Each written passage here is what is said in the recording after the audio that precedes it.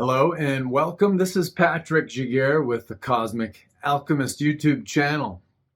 So thanks for tuning in. This is my April 2023 astrological forecast and analysis. So this is my monthly video where I talk about the upcoming month and sort of the psychic weather and what to expect and how the planets and the stars are basically sort of showing us archetypally and symbolically what we're going through. So if you're not familiar with my channel, I'm reading primarily sidereal visible sky astrology. So if the placement of planets within signs and degrees sound wrong, it's on purpose. I'm using another zodiac. I do make mention of the tropical too, but I'm primarily sidereal. So don't get too worked up if things sound wrong. I'm using a different zodiac. Thank you to everybody who watches this channel, who likes, subscribes, shares, does all that fun stuff with the videos. I appreciate you. It's very helpful to the channel. Thank you very much. If you're not a subscriber, I encourage you to consider doing so. Every time I upload a live or one of these premiered videos, you'll get an alert. You'll know I'm putting it out there. So thanks a lot, and thank you to everybody who's been booking readings lately. I enjoyed doing those. It's a nice way to make some money, so I appreciate you. If you've not gotten one, I'll put my website and all the booking details in the comments below. So anyway, let's get into this. So I'm kind of in the habit of saying every month is interesting, and they're all interesting. April's a good one. I think this will be a little event-filled. For those of us living in North America, Western Europe, not so intense. For other parts of the world, yeah, definitely more so. But even here in America, Canada, Australia, Western Europe, the Western world, where we've had it easy for a long time, it's still going to be interesting. It's going to be action-packed, and a lot of change taking place. Mostly internally right now, because we're in a buildup. Because again, like I mentioned, if you look at the Pluto cycle, Pluto makes a return every 247, 48 years, almost 250 years. This, incidentally, is why, in history, empires, dynasties, governments, corporations, they only last about 250 years. They either fall or they're reformed and restructured. It's because of the movement of Pluto. Not so much because of it, but it's one of those chicken and the egg things. I don't think the movements of the planets and the stars sort of have us on remote control, but they signal changes within our individual minds and, in our collective minds. So they signal transformations and changes happening on Earth. But at the same time, yeah, I do think they're influencing. So that is a complicated discussion, that really the heavens are a projection of what is going on in our minds individually and collectively. That's another video. But yeah, these planets, these stars, planet just means wandering star in Greek. So these stars are definitely indicating some changes taking place in some reoccurrences in history. So this month, the biggest events, keep this summary brief, the most significant events we're going to deal with. We are going to have, let me get my facts straight here, fact check. The biggest things we're going to deal with. April 19th, we got a new moon and a solar eclipse. Sidereal Aries. And let me see. Actually, it'll also be tropical Aries. So it'll be 5 degrees sidereal Aries, 29 tropical Aries. So Aries, either way you put it. So a new moon and a solar eclipse. It's going to involve Rahu, the north node. So we have that going on. And then April 21st, we have two big events. Jupiter goes to Aries. Hasn't been in Aries since 2012 because Jupiter takes 12 years to go through the 12 signs. Jupiter spends about a year in every sign. So for most of us watching this channel, it was there back in 2011 to 2012. Before that, it was 99, 2000 when the whole dot-com bubble burst. We had that little crash in the economy. That's why we had to, the U.S. and its allies invaded the Middle East. It was to jumpstart the economy, prop it up. And, you go on 12-year intervals before that. And Jupiter comes back to the same sign. So Jupiter hasn't been in Aries since 2011, 2012, 1999, 2000. Before that, you can, go on and on. Now, another significant thing. Jupiter, so in sidereal astrology, Jupiter and the North Node, Rahu, the dragon's head, have not been in Aries together in sidereal reckoning since 1929. Since the spring of 1929. They had a conjunction on May 4th, 1929. And then, 5 months later in October, you had October 24th, 1929, Black Thursday, and then October 29th, 1929, Black Tuesday. So you go forward 5 months, big economic episode, the stock market casino lost a lot of its perceived value. So this year, June 1st, 2023, Rahu, North Node, Dragon's Head, and then Jupiter will conjunct in Aries again on June 1st. So you go forward 5 months and you're into November. You're into early November. And it's a good chance we'll have some sort of economic drama. I think until then, investment money coming in from Europe will keep the economy and the stock market propped up. But, we'll see what happens after that.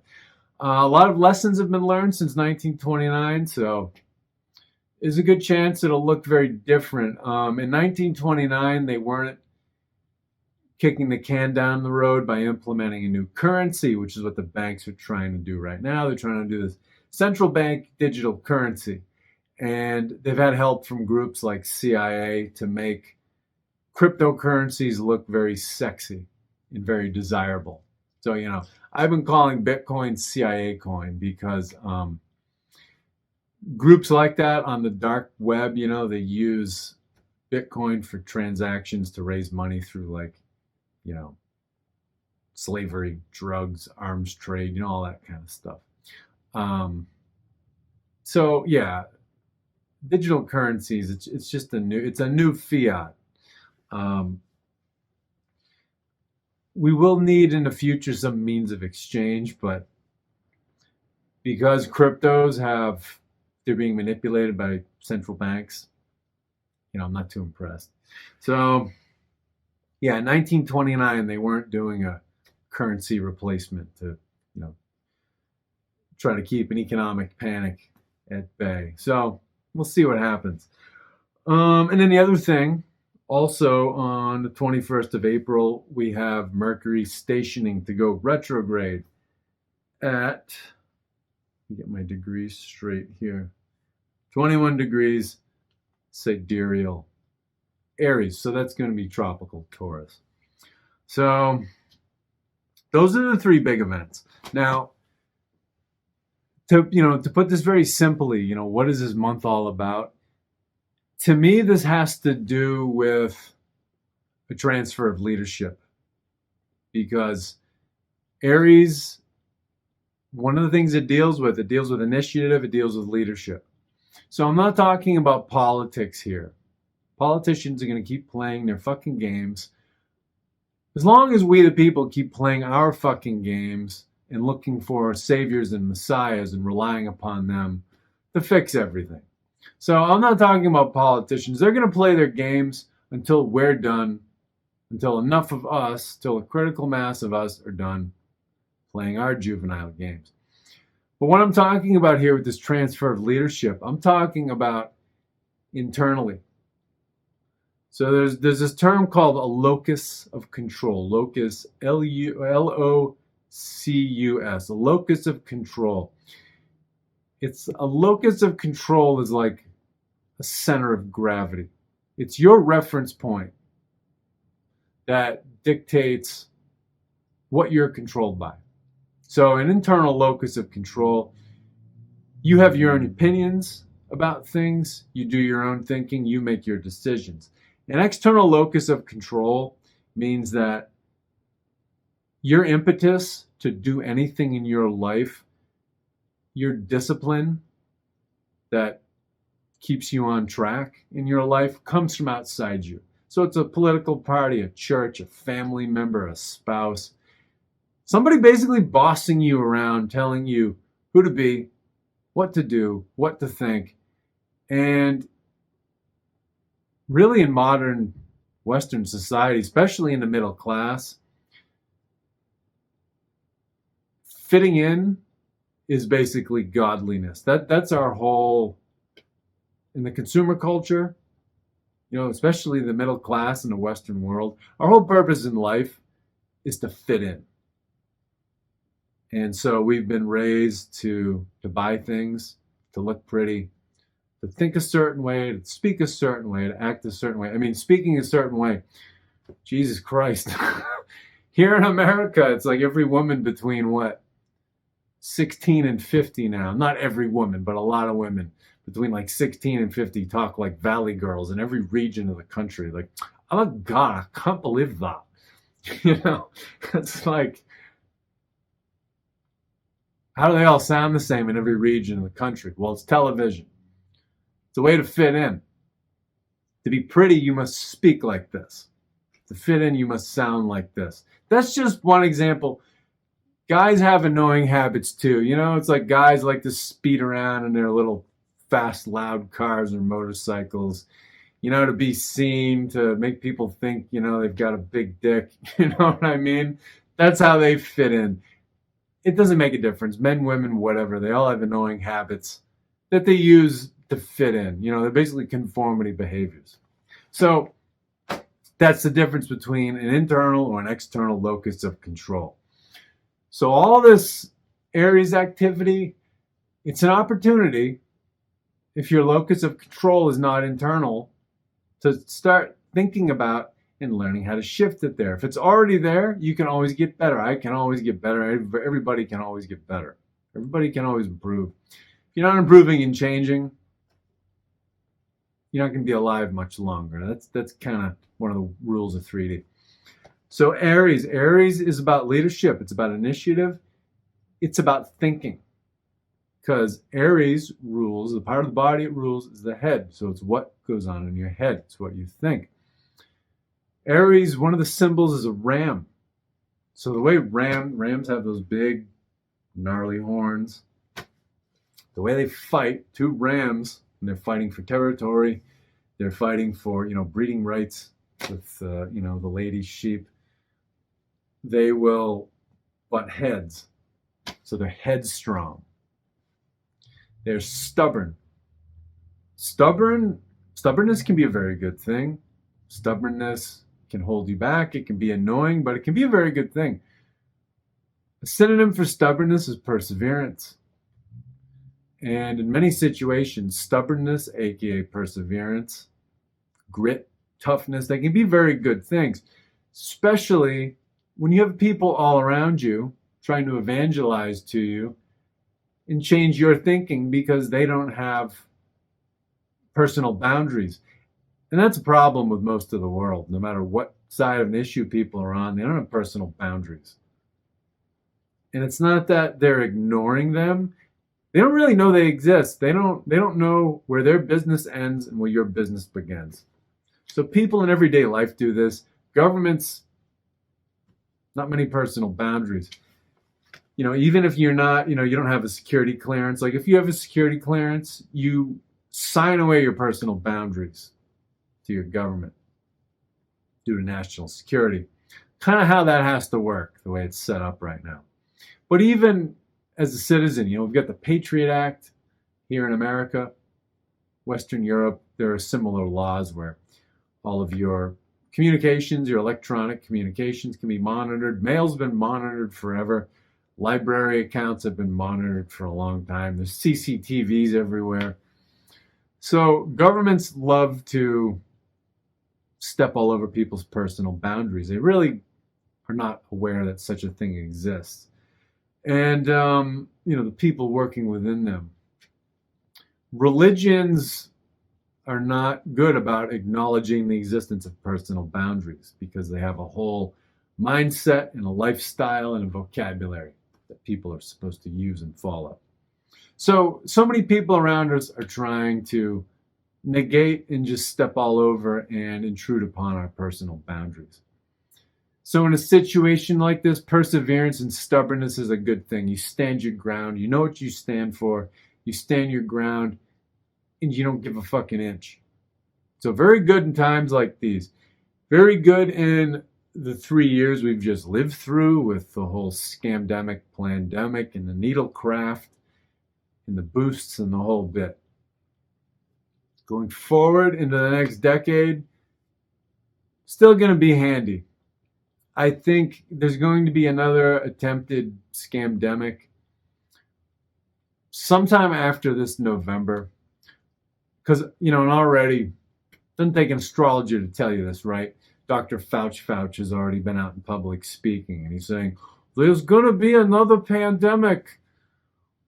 It could be next week. It could be for your grandchildren. There are really clear lessons that needed to be learned and hopefully have been learned.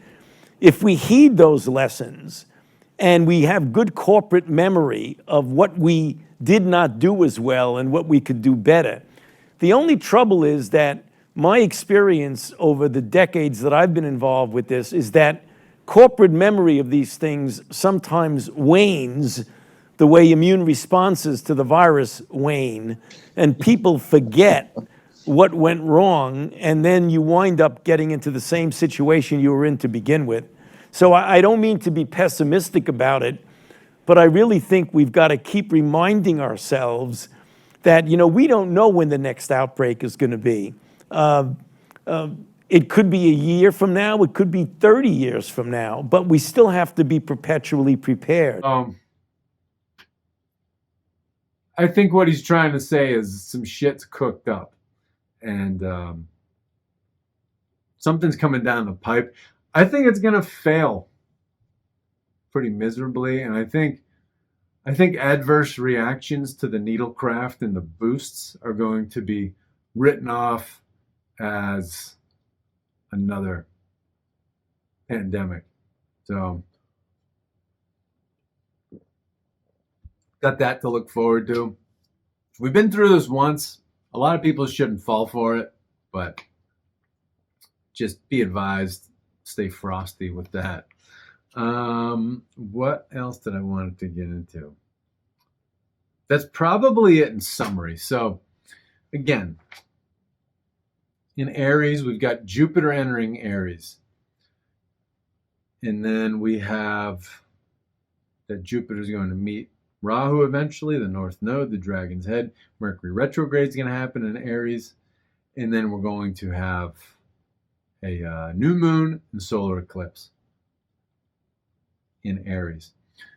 So big deal here. Now some positives here. With Jupiter going to Aries, freedom is on the rise. Jupiter is a giver of gifts. Jupiter expands things. So Jupiter is going to give us the energy, the will, the impetus to assert ourselves and defend our freedom.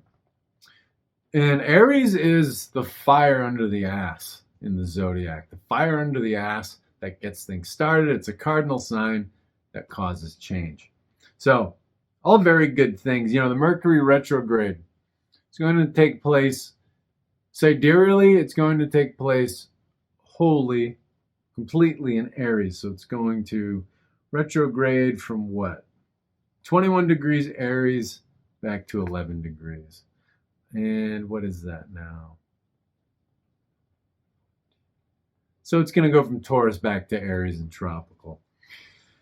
So, in sidereal, it's going to be all about reviewing our thinking and reviewing our actions. Because Aries is acting, taking action, starting things, initiating things. Mercury is thinking and communication. So it's going to be about reviewing our thinking and how we act on information. You're talking tropical, going from Taurus back to Aries. When you combine those, it's basically reviewing our thinking around resources, wealth, money, all that stuff. So we've got all that going on. So, and there's a lot of interesting fixed star action this month. A lot of planets lining up with fixed stars at very opportune times. So I'll get into that later, but that's pretty much the summary of it. Freedom's on the rise, and this is a chance to reconsider our thinking and how we act on information. So, there's your summary. That's all the time you have if you're still here. So, for everybody with the staying power, let's get into the big days here. April 5th. So, I'm a little late on the ball. I went on a camping trip at the beginning of the month, and it's the 8th today, and I'm just doing this. So, the full moon's come and gone. It was... what was it now? It was late at night on the 5th. And that was sidereally, that was a full moon in Virgo, 21 degrees Virgo. And it was in a lunar mansion of Soul. So the symbol for the lunar mansion Soul looks like a hand. The sun is often depicted as a hand, the 5 sun rays that look like 4 fingers and a thumb. So Virgo deals with health. It deals with medicines, poisons, cures, all that kind of thing. For America, it's the 10th house of government. So there's definitely been there's always eyes on government, but been some big stories lately, like the RFK announcing a presidential race that he's going to run as a Democrat in 2024. You've got all this Donald Trump indictment business going on, and really it's like, I'm no fan of his, but it's a really weak case, and it's a politicization of the so-called justice system. So it's real banana republic behavior on the part of the DA in New York City and the Democratic Party. But politics is a bunch of juvenile games, so what do you expect, right? So we've got all that going on. And so during that full moon, some interesting aspects. You had, during that full moon, you had conjunction in Aries between Rahu and Mercury. So Mercury, again, is thinking and communication. Rahu expands whatever it's near. So our thinking, our communication off the charts in the sign Aries of taking initiative and also what goes on in our heads. And then for America, Aries is the 5th house of politics. So, and just the whole performance art of media and politics, especially in the overlap that takes place. So a lot of people's minds have been on that stuff. Aries is also leadership for the world.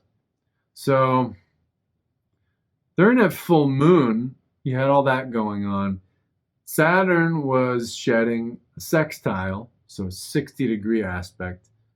So 3 signs away onto that Mercury and Rahu together. So, what that was all about was basically Saturn is all about limitations, all about following natural law, divine law. So we have, this media, this whole propaganda, performance art industry that is a close partner with politics. It's all dealing with the 5th house for America.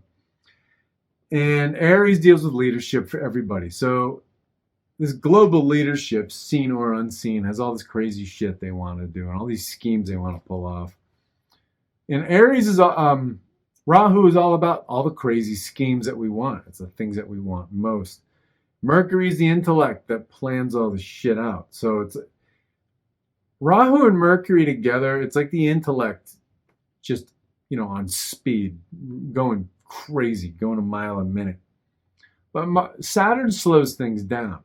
So Saturn was having a harmonious 60-degree aspect on those. And Saturn was basically saying, hold on a minute, wait, yeah, I know you want all this crazy shit, but that's not going to happen. I'm not going to allow it to happen. Because Saturn is the enforcer of natural and divine law in the cosmos.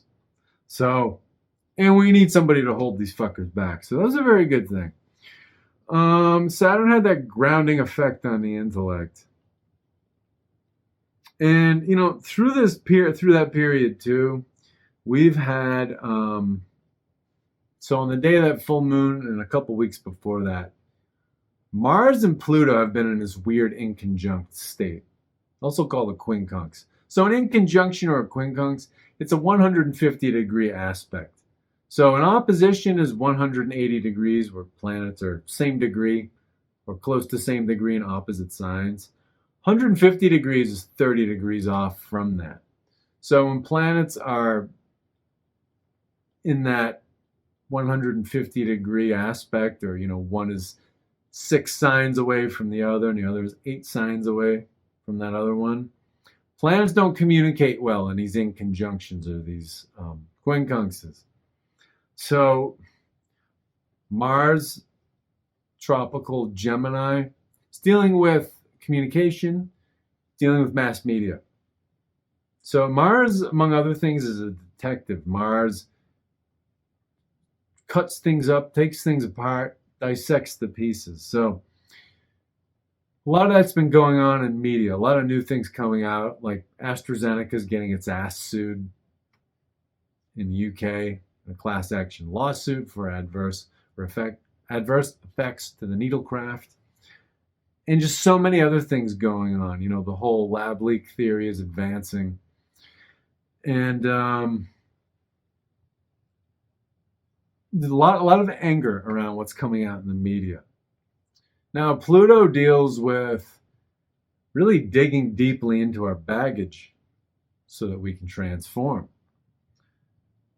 So because they're not communicating, it's like people aren't getting angry at the right things. And Pluto is also in sidereal Capricorn, which is a sign of government. So it's interesting. So 180 degrees from where that Mars was in Sagittarius, which is about belief systems. So it's like people are getting angry about belief systems, but their anger right now can't access their really deep issues, which is represented by Pluto, which is in Capricorn of government. So really you have these sneaky fuckers in government that people should really be angry at, who've been paid off. But instead, people are getting angry about belief systems that they've been spoon-fed.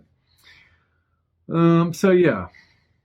Now, another thing with that too is that because of these major planets in Capricorn and Gemini that are in conjunct to each other and can't communicate, this speaks to kind of a communication breakdown to me between media, mass media, and government.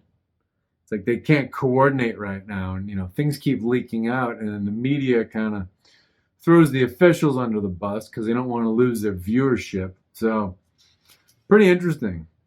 Yeah. So let's move on from there. April 7th, so that was yesterday for me here in North America. April 7th, Mercury entered the shadow degrees. So it entered the last degree that it will retrograde through in the future. So what are shadow degrees? Shadow degrees, those are the degrees that a planet goes through. So basically before, during, and after a retrograde. So the way retrogrades work, in a short, especially Mercury, a short amount of time, Mercury retrograde, it stays retrograde for Not 3 weeks. So yeah, around 20, 21 days. So what happens is, take a Mercury retrograde, for example. It reaches a certain degree, it stations, it stops. And for 3 weeks, from our perspective on Earth, it seems to move backwards. So for those 3 weeks, it seems to move backwards. And it seemingly moves backwards through about 10 degrees that it previously looked like it was moving forward through. So it covers the degrees, looks like it's moving backward through them. Then after the 3 weeks are up, it stops again. And then it proceeds for a third time over those same degrees. So the degrees that a planet retrograded through and then has to cover once again, those are called shadow degrees. So even though a retrograde's over, maybe over, you still feel the effects of it because it has to once again cover the degrees that it retrograded through. But even before the retrograde starts, when a planet reaches the shadow degrees that it will eventually retrograde through, you start feeling the effects. Matters concerning the themes of the retrograde will come up. So yeah, in sidereal on April 7th, Mercury will reach 11 degrees of Aries. So, already we're dealing with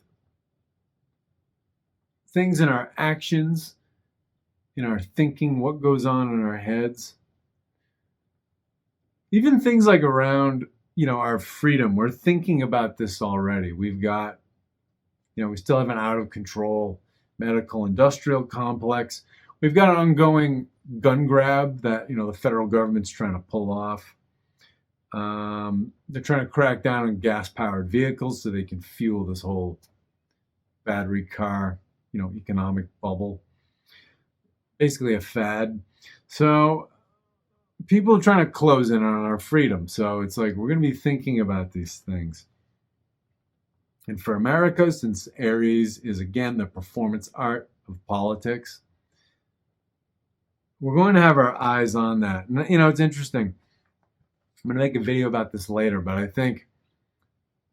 think Donald Trump will be saved for a third time by retrograde Mercury. Both times when impeachment hearings were held, there was a Mercury retrograde going on. Now he's going to be tried in a court in New York City with a Mercury retrograde going on. He was just indicted when Mercury was moving very close to these shadow degrees. So, and I bring this up because this is proof that the vast majority of players within the deep state have no real understanding of any of these occult topics. So there's a popular view out there that, the globalists and the players in the deep state, there's this view that they're all these extremely powerful occultists and witches and wizards, and they know all this magic and all this astrology, and it's like they control your life, everything you do. Well, if they really don't like Donald Trump, which I'm not convinced that he's their enemy fully, but if he really is their enemy, and Donald Trump is one of the last warriors holding the globalists back, well, why the fuck do they go after him every time there's a Mercury retrograde? It's either because they're completely oblivious of astrology, or two, it's all an act and it's all part of the game, and he's just a player on the stage. And they're just creating a big fucking distraction by going after him because many people consider him to be some sort of, patriotic Christian messiah. Yeah, I don't think he's a hero. He may be a disruption, or he just may be playing a role for them on television. I hold out for both possibilities, that he's just playing a role or he is a well-timed distraction. I don't know. But yeah, so Mercury is going to the shadow degrees then. It is in the lunar mansion of Dioscuri, also called Ashwini. So the Dioscuri or the Ashwini, they were, it's a reference to Castor and Pollux. So both sons of same mother, but one of them's immortal because his father is Zeus. The other is the son of a mortal man. So the immortal one, he lives in the celestial realm. When the mortal one dies, he's basically deified and, elevated to the celestial realm. So they're basically these twin brothers who, they're kind of like guardian angels. They're basically immortals. And, in mythology, humans call upon them for help. So there's definitely some of that going on here, with this Mercury retrograde going through this lunar mansion. We have to think about, who is it that we're calling on for help? Who is it that we're relying upon to help us, to save us, and all that stuff? Do we have, disingenuous leaders and false idols? Are we giving our sovereignty and our power to other people? Important questions. And also, this stationing, it's conjunct the fixed star Hammel. So fixed star Hammel in sidereal is 13 Aries. So it's within 2 degrees. Fixed stars have about a 2-degree orb. So, yeah. So Mercury coming in the shadow degrees here, it's conjunct and it's going to go over that star. Real quick about Hammel, I made some notes. So this is the forehead of the ram. It's headstrong, it's aggressive, it's persevering, it's stubborn. It can bring violence, opposition, even like premeditated crime. It deals with protectors of communities because this is what rams do for flocks of sheep. And, churches love to call we the people, their flock. I don't like that very much. I'm not a sheeple. Can deal with capable leaders too. Has a Martian and a Saturnian nature. So Martian is vital, it's active, can be combative, it's ready to fight, defend, build, destroy what it needs to. And then Saturn places limitations upon things, makes us follow natural law, divine law.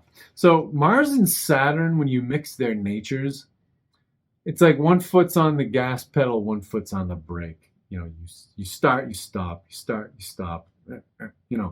Things don't just move along. Mars, Saturn influence together also deals with conflict. So there's some conflict here. So, and it's interesting too, when you get a Mercury conjunct Hammel, the attributes are great determination with a dull mind. So people who have a lot of ambition and, major goals, but are not very bright, they cause a lot of damage because there's a lot in the big picture they don't see. They're not very self-aware, and they're not aware of how other people are responding and reacting to their actions and their words. So, that's a very dangerous combination. Energy and industriousness and kind of low intelligence, or at least low awareness,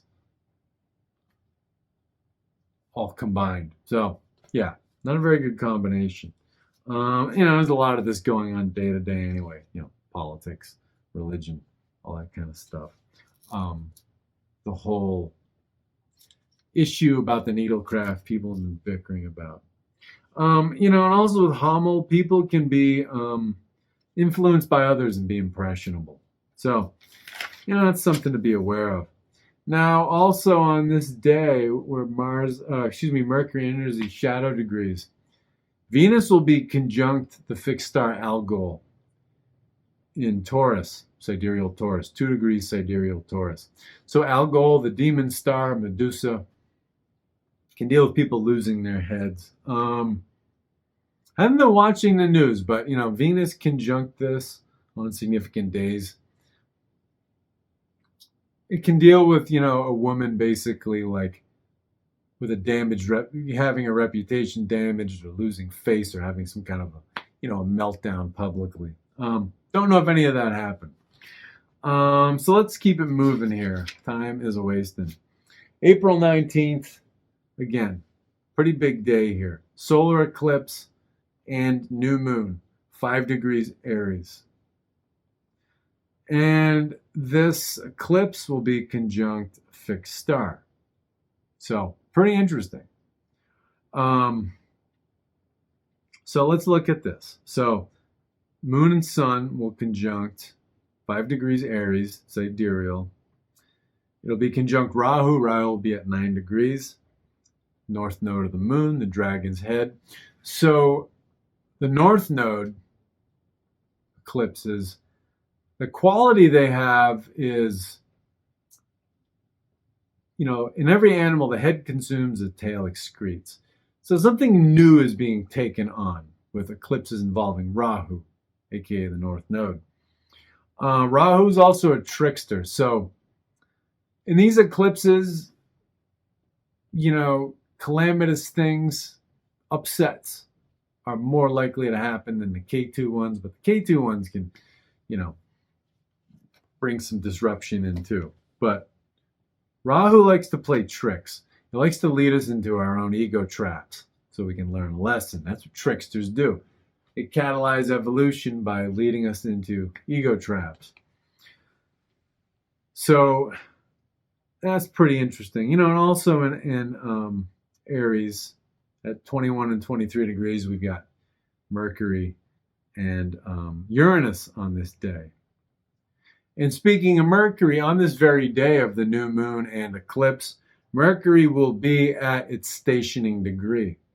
It'll be moving very slowly, almost stopped at 21 Aries.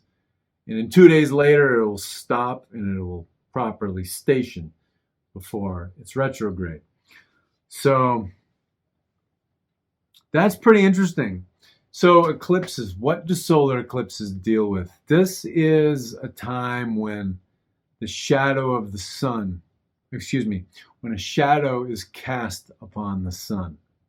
So the sun, symbolic, indicative of our souls. So our individual soul and then, the collective soul of the universe.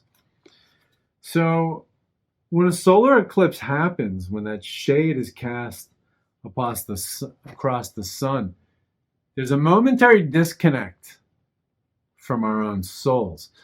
And since ancient times, people have said this is why that, animals, birds, insects, they get very quiet when the eclipse happens, when, the darkening of the sun happens.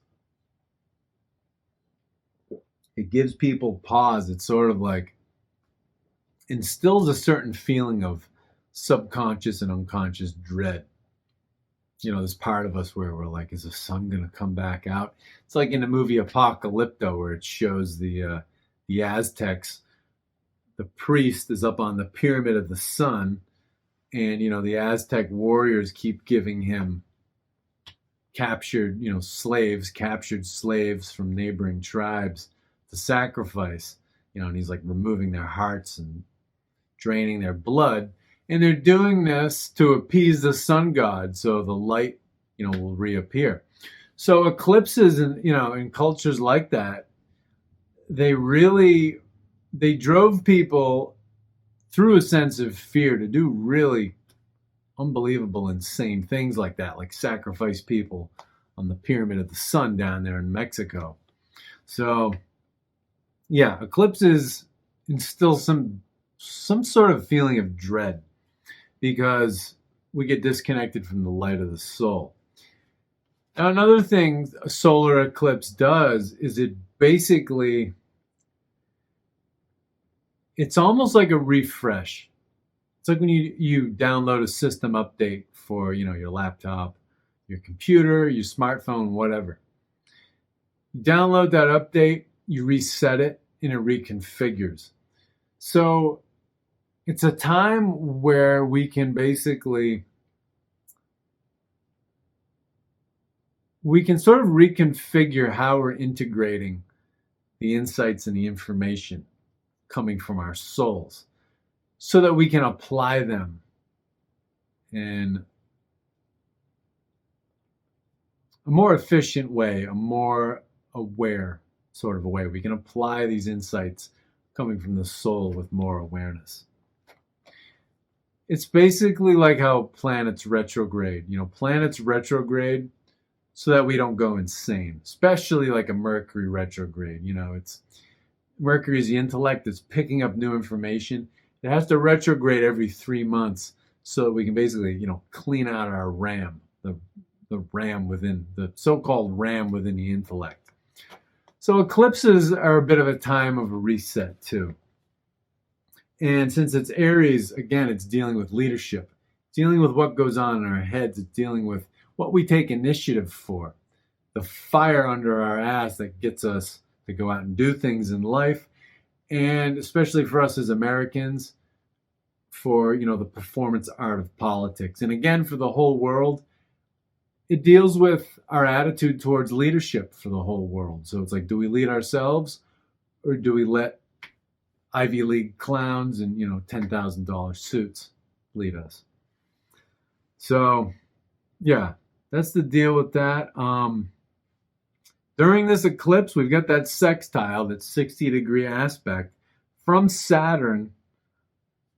It's going to be on Rahu within 1 degree, so very strongly on the north node. And then it's within 5 degrees of, the conjunct sun and moon, which create the new moon, which solar eclipses are always new moons, maximums of the new moon, within 5 degrees. So yeah, that aspect it's basically conjunct the new moon from Saturn. So on this day, we're going to be thinking about, what do we want leadership to look like? Do we want to lead ourselves instead of allowing others to do that? What do we want to build? What do we want to fight for? What do we want to go out and do something about? To keep the crazy factor low, you're going to have that aspect from Saturn. Saturn's going to ground the whole thing and be like, wait a minute, don't do anything too rash, don't do anything too crazy. And this is good because it keeps us from, kind of going off the deep end. And then it's going to keep these crazy fucking globalists who have no boundaries, who are trying to regiment our lives for our own good. It's going to keep them in check. So, these hidden leaders. So this is a very good thing. So Saturn gets a bad reputation. Saturn really saves our asses a lot of the time. Keeps us from screwing ourselves. What else? On this very day, you're going to have Uranus and Mercury within 2 degrees. Conjunct within 2 degrees. So they're going to be conjunct. Mercury and Uranus both have an interesting relationship.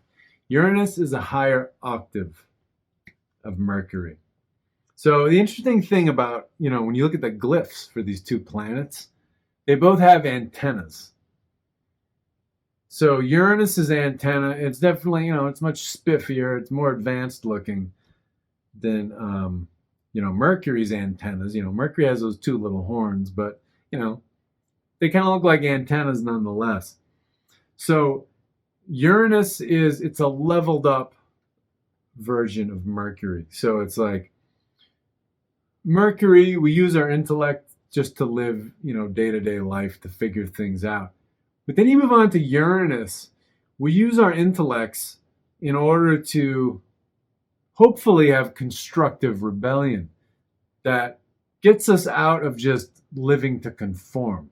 So Uranus it's not a planet that's visible with the naked eye.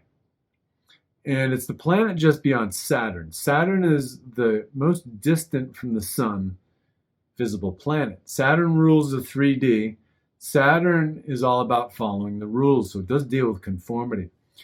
So when your consciousness gets beyond the bounds of Saturn, you go to Uranus. When you get to Uranus, that's where the rebellion starts.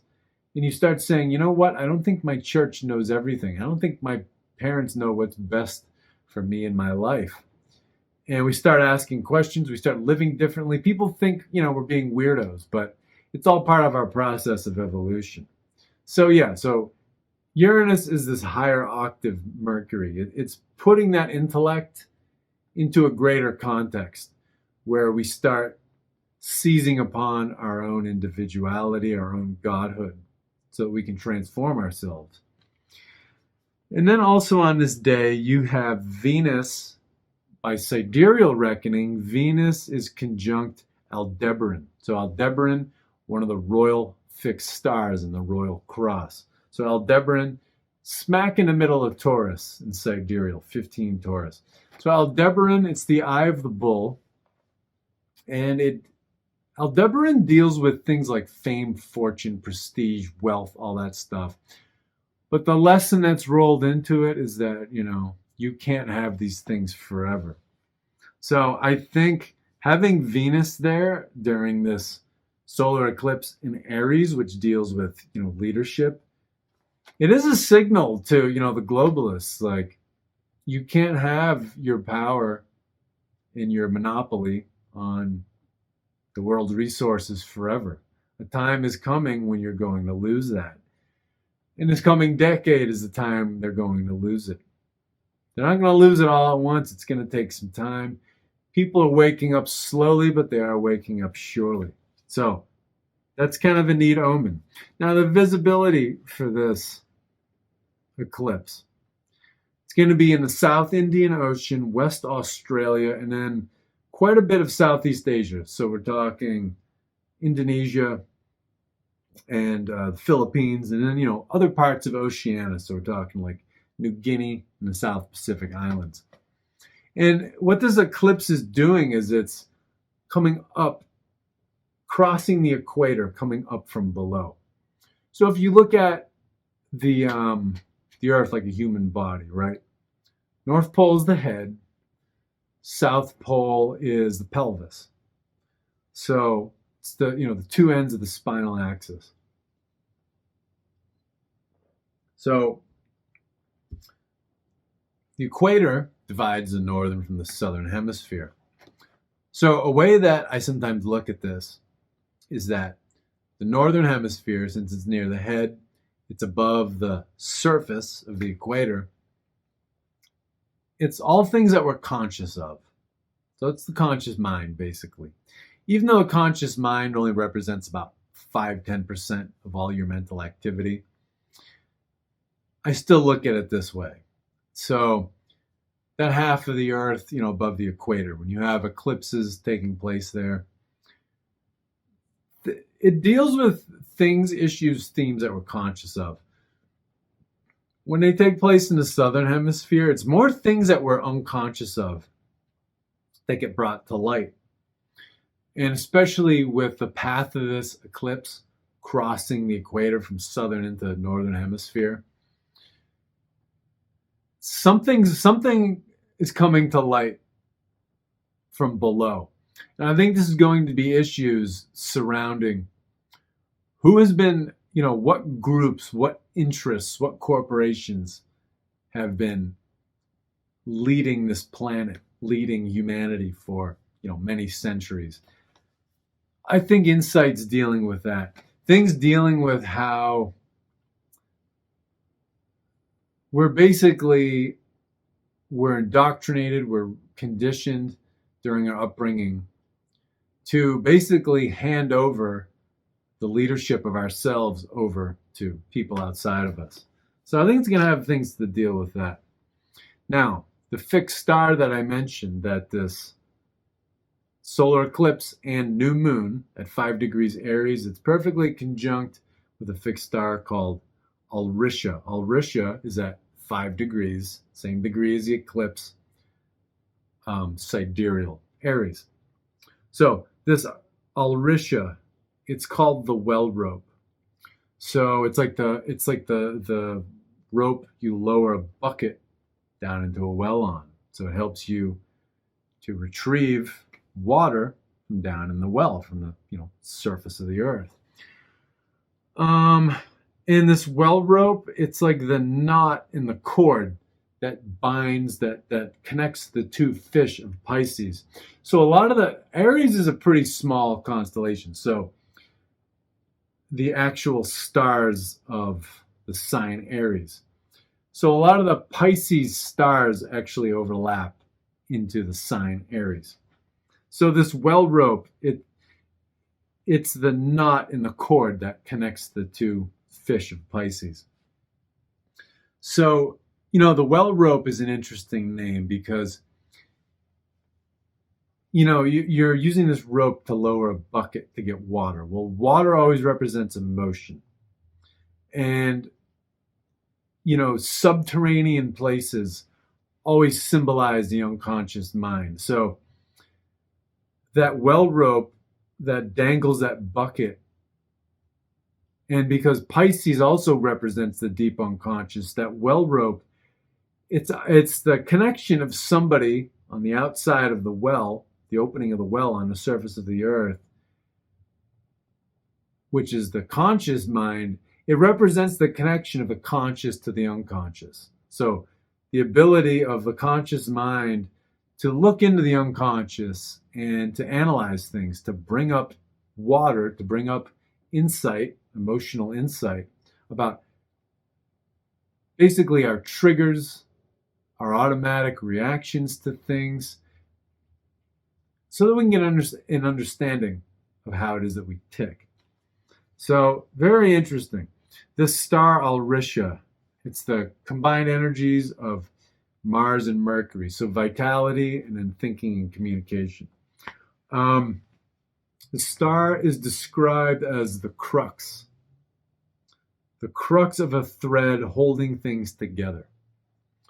So this can be a time, or shortly hereafter, something will come out onto some level into public awareness of, again, who has been ruling this planet for so many years, while we, through systems of government and religion and education, have taught us to give up our power. I think it's an insight about that because, again, Aries, it's leadership. It's what goes on in our heads.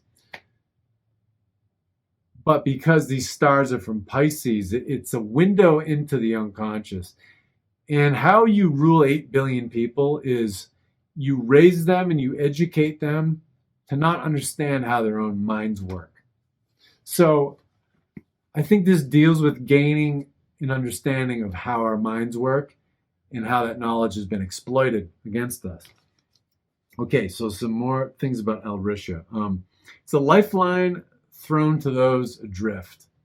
So that to me speaks to more information coming out.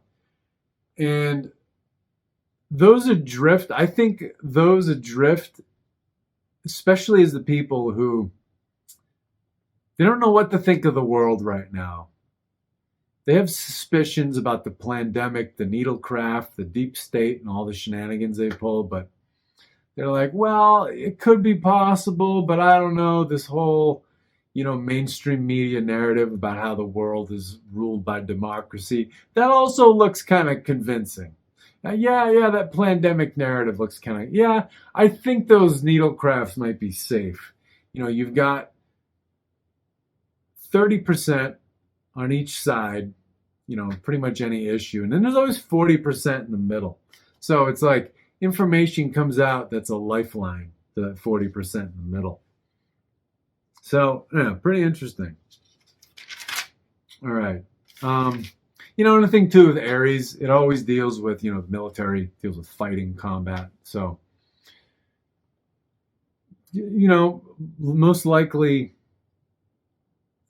maybe not any substantial new developments, but just more news to frighten us about possible war with China and Russia and actually the whole world all at once. Don't get swept away by it.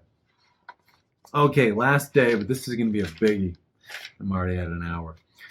April 21st. So this is the day of Jupiter entering Aries and then the day of Mercury stationing to retrograde.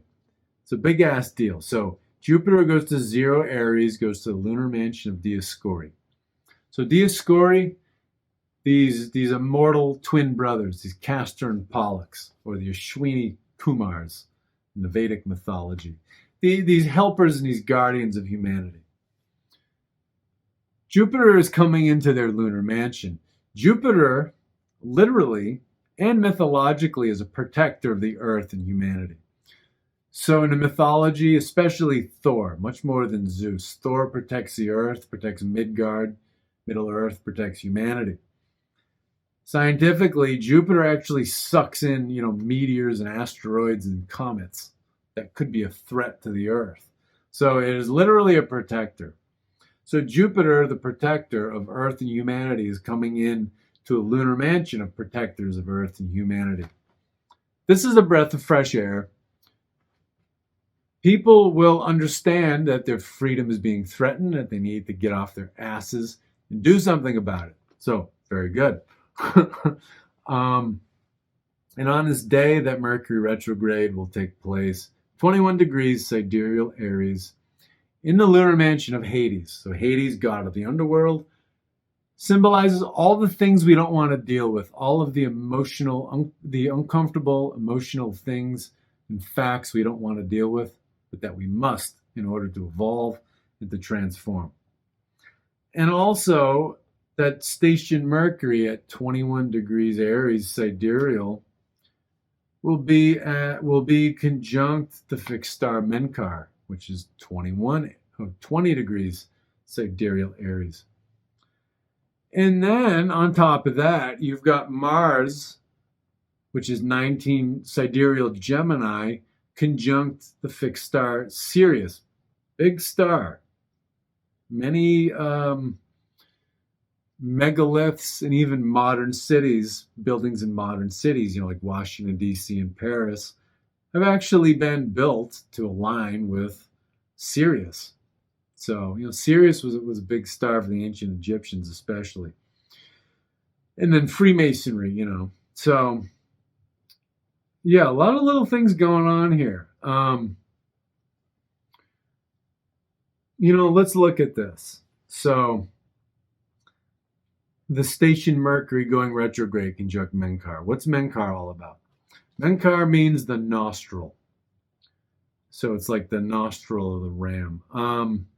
It's a Saturnian star, so it holds things back, causes, setbacks, disruptions, things like that. Limitations. Brings challenging lessons that wizen people or that harden people. So you get difficulties in your life, you can harden your heart and put up emotional armor, or you can become wiser. You become more discerning, but you don't close your heart. It's up to you. And then Menkar is all about considering the consequences of your actions. Not something humanity collectively is very good at right now, but I think we're moving in a better direction. So pretty interesting. When you have a Mercury conjunct Menkar, you basically have difficulties in communication. It can lead to difficulties in the market. One of the old classical insights is difficulty paying mortgages and destruction of crops, ill health of partners, so your spouse, business partners, people you rely upon. So a lot of this kind of stuff going on right now. What else do we have? What else? Oh, yeah.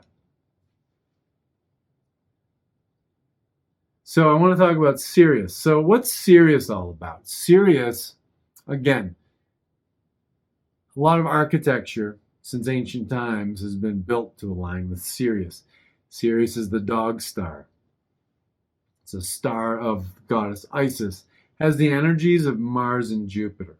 So you mix Mars and Jupiter, you've got ambition, pride, love of power, grandeur, prestige. It gives renown, honor, health, devotion.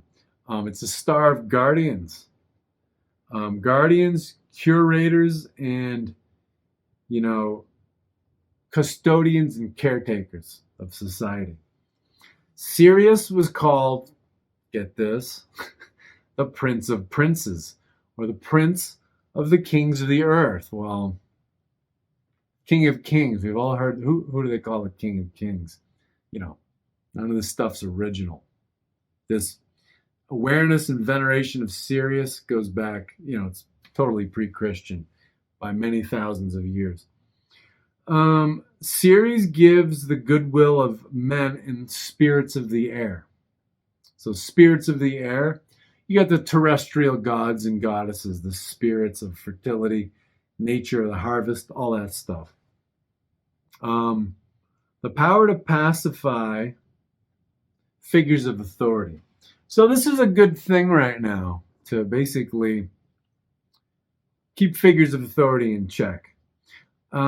Sirius can give a famous death and, posthumous honor. So honor after death. So that's interesting because I think the globalists, big players in the deep state, they see their power coming to an end, but they want to make a very famous end. They're like, well, we're not going down without a fight, so we're going to try to pull off, even though we see it's failing, we're going to try to pull off this great reset. We're going to try to conquer Russia under false pretenses. They're going to try. They're going to basically, they're going to go out like in their own Viking funeral, alive on the burning ship. What else? Sirius is, it gives creative talent in any field, but it can give more power than somebody can handle. And this is something we deal with in our personal lives. And this is something that, globalist deep state types are always dealing with. They've got more technology and more power than they can handle. So Sirius can be a Pandora's box too. Sirius can signify a great man or woman, but also a psychopath. So somebody who they reach too far. They think they know what's best for other people, but they don't have boundaries. And so they try to basically force their will upon other people. So that's an interesting one. In Sumerian astrology, Sirius was called Kasista. It was called the Prince of the Heavenly Host. We've heard this word before, heavenly host, if you've been raised, within Christianity.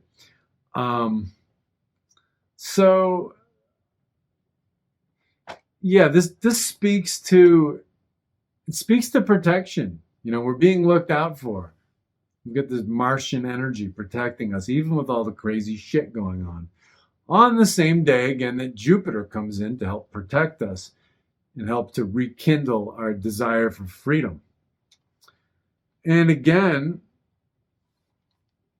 the Mercury, it's going to retrograde from that star Menkar I spoke about to from 21 degrees Aries all the way back to 11.